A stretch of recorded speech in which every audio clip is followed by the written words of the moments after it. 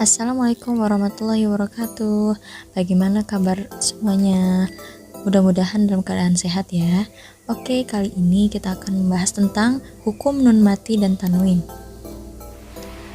Hukum nun mati dan tanwin ini terbagi menjadi 4. Apa saja? Yang pertama ada izhar. Nah, menurut bahasa izhar artinya jelas. Menurut istilah adalah ikhrajul harfil mudhar min mukhrajihi min ghairi gunnah kamilah, yaitu mengeluarkan huruf izhar dari tempat keluarnya tanpa dengung secara sempurna. Maksudnya apa? Ketika ada nun mati atau tanwin an-in-un bertemu dengan 6 huruf. Apa saja? Hamzah, ha, ain, ha, ghain, kha. Nah, itu untuk huruf-huruf izhar ya. Selanjutnya contohnya ya. Contohnya yang pertama ada min ummatin. Min ummatin dibacanya jelas ya. Kenapa di sini bisa disebut izhar? Karena ada nun mati bertemu dengan hamzah. Ya jelas karena hamzah itu merupakan salah satu dari huruf izhar. Yang kedua ada alimun hakim. Alimun hakim. Nah, ini karena ada apa? Tanwin atau dhammah tain bertemu dengan ha. Jelas ya. Yang kedua ada idgham. Idgham itu sendiri menurut bahasa artinya memasukkan, sedangkan menurut istilah adalah idkhalu harfi sakinin fi harfi mutaharrik bihaitsu yasirani harfan wahidan musyaddadan, yaitu memasukkan huruf mati pada huruf yang berharokat sehingga kedua huruf tersebut menjadi satu yang bertasydid. Idgham sendiri terbagi menjadi 2, ada idgham bi gunnah, dan bila gunnah. Pertama idgham bi gunnah, yaitu idgham yang disertai dengan dengung. Idgham ini berlaku ketika ada nun mati atau tanwin bertemu dengan 4 huruf, yaitu ya, nun, mim, waw. Selanjutnya contoh, ada lafaz yang pertama wa may yabtaghi. Cara bacanya dengan dengung ya. Wa may yabtaghi. Nah, itu sebabnya karena ada nun mati bertemu dengan ya. Selanjutnya ada liqaumi yu'minun. Nah, sebabnya di sini karena ada tanwin atau kasrah tain bertemu dengan ya yang merupakan salah satu huruf idgham bi gunnah. Lalu setelah itu ada idgham bila gunnah, yaitu idgham yang tidak disertai dengan dengung.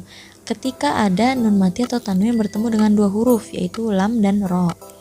Contoh, malalu bada. Tidak ada dengungnya ya, jadi biasa saja. Malalu bada. Nah, itu sebabnya karena ada fathatain bertemu dengan la. Selanjutnya mirrabbihim. Nah, biasa ya, karena ada nun mati bertemu dengan ro. Mirrabbihim. Selanjutnya ada ikhfa. Ikhfa sendiri menurut bahasa adalah samar.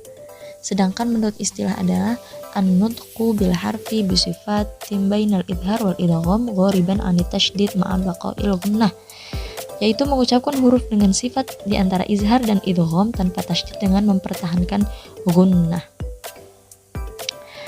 Lalu maksudnya apa? Yaitu maksudnya adalah ketika ada nun mati atau tanwin bertemu dengan 15 huruf. Apa saja? Ta, jim, dal, dal, zai, sin, shin, shad, dod, dal, fa, qaf, kaf. Itu huruf-huruf ikhfa. Lanjut ke contoh. Yang pertama ada contoh sholatihim. Sholatihim ada dengungnya ya. Nah, ini lafaz ini kenapa bisa disebut ikhfa?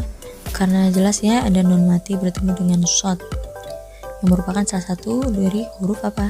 Ikhfa, yaitu shad. Yang kedua ada qaumatorin. Nah, sebabnya di sini karena ada tanwin bertemu dengan huruf to atau fathatain bertemu dengan huruf to ya. Nah, selanjutnya ada iqlab. Menurut bahasa, iqlab adalah merubah sesuatu dari bentuk asalnya. Sedangkan menurut istilah adalah qalbun nun sakinah aw tanwin miman mukhfatan bi gunnah, yaitu merubah bunyi nun atau tanwin dengan bunyi mim yang disamarkan disertai dengan suara mendengung. Maksudnya apa? Ketika ada nun sukun atau tanwin bertemu dengan satu huruf, yaitu apa? Ba ya. Contoh, yang pertama ada mim ba'dihi.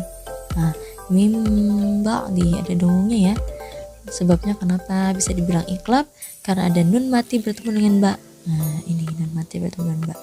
Karena huruf iqlab cuma satu ya, ada satu doang, yaitu ba. Yang kedua ada Lafaz selanjutnya ada jaza bima. Nah, sudah jelas ya, ada tanwin atau fathatain bertemu dengan ba, makanya lafaz ini bisa disebut iqlab.